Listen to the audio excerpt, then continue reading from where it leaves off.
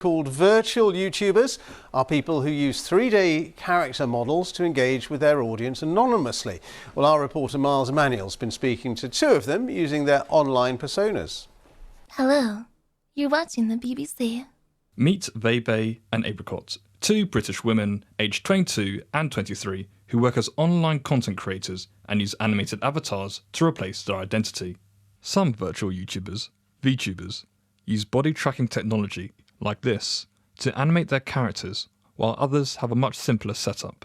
But the industry only started in 2016, and some need convincing it's a viable career choice.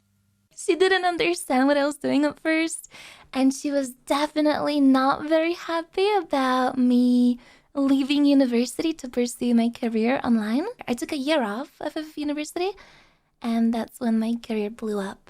With a host of colourful characters, accessibility and anonymity can play key parts in streamers decided to take the digital plunge. For Vei, it was after she contracted a viral infection which ruptured her spleen and left her bedridden for 6 months that she decided to stream online. Any disability that you may have, I think VTubing definitely works around. You don't need to deal with harassment from people that you would probably deal with if you had your camera up. People that aren't knowledgeable on VTubers, they assume that everyone who chooses to become a VTuber, i.e. hiding their face as a anime girl or a cartoon character, they just instantly assume that everyone is overweight, or they are just some guy, or they are just catfishing everyone, and it's really not the case. VTubers are now amongst the highest earning content creators, with some receiving up to around £2 million in the last year and a half.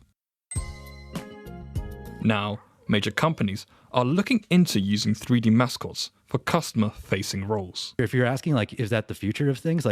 I see us moving more towards it as, these art styles are being seen as, engaging or more attractive to them, right?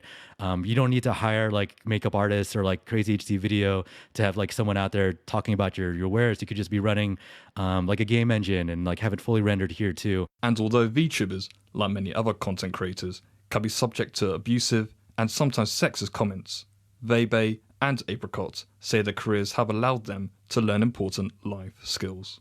I grew out of my social anxiety through VTubing. I used to be really shy. I would be afraid to speak during my English classes. If a kid has a dream of their own or a goal in mind, I think everyone should try and pursue that. Miles Emanuel, BBC News.